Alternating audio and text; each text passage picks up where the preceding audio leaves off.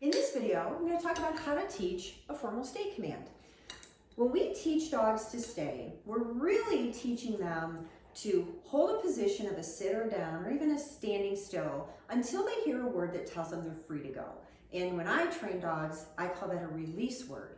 So whether your dog is in a sit or a down or standing at the door or sitting in your car and you don't want them to move or get out, we want to have them understand that stay means don't go forward, don't move until you hear what I call the magic word, which is release and says you're free to go.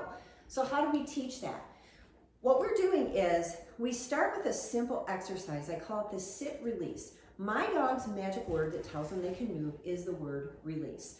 You want to pick a simple word that you don't use a lot in conversation.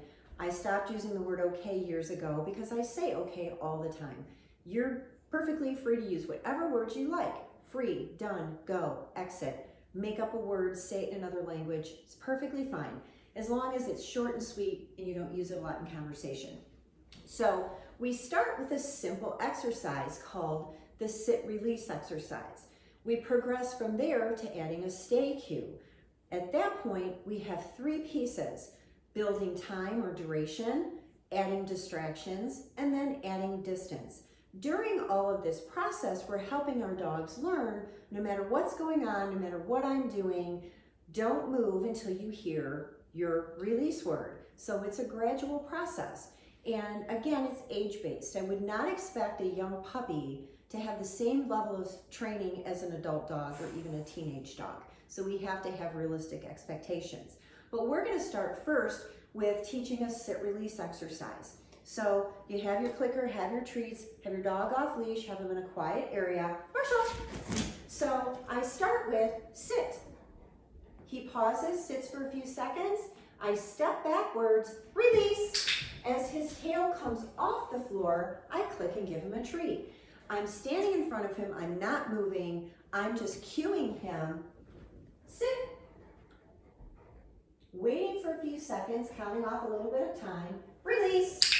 As I say that magic word, he pops off the ground, click, he comes over to me and gets a treat. The goal in sit release training is to work towards 30 seconds of holding a sit with you standing still. This is the really important part of training. When I ask him, sit, and he puts his tail on the floor, I am not going to start moving around the room. I'm not going to take a step backwards. I'm not going to move around. I'm not staring at him. I'm not hovering over him. I'm just not moving until I say release, because in the early part of training, if I'm moving, he's going to come with me or he's going to just walk off somewhere. So it's really important that you think about him holding a position, you holding a position. But again, no staring. This should not be maintaining eye contact with him. You're just very casually just standing here, looking around the room, counting off time. I can check in, oh yeah, he's still there, but I'm not staring at him the whole time.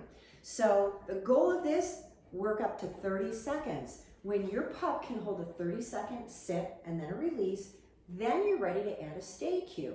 You can use a hand signal. I prefer using both a verbal and a hand signal. And you're going to introduce it this way. In a moment, I'm going to ask him to sit, and when he does, as soon as his tail hits the floor, I'm just going to cue him to sit. I'm going to count to 5 seconds in my head, and then I'm going to use my trained release word to tell him that he can move. Marshall, sit, stay, release.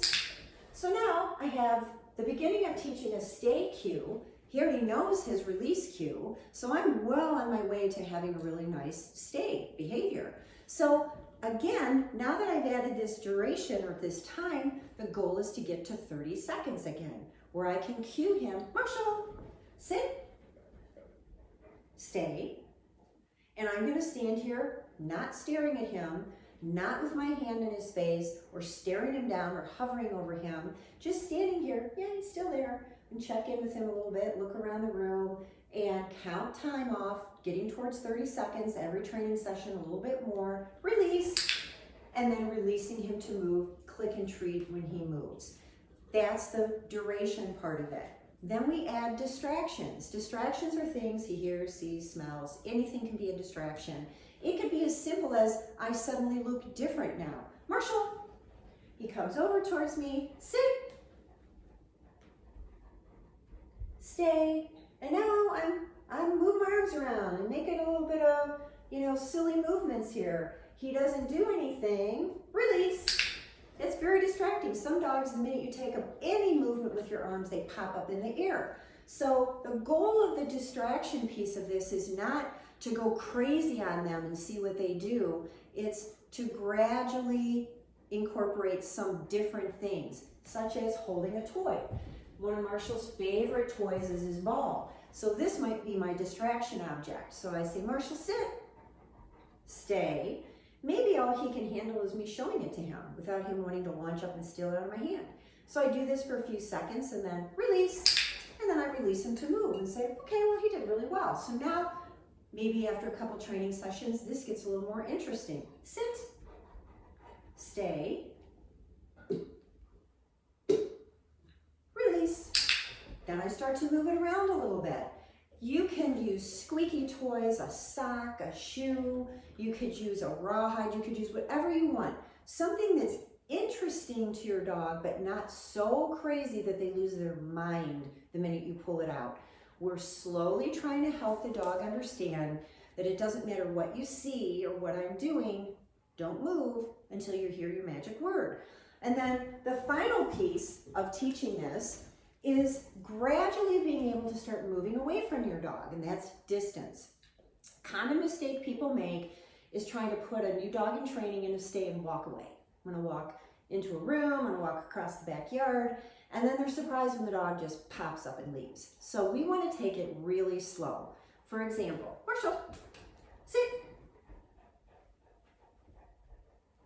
stay.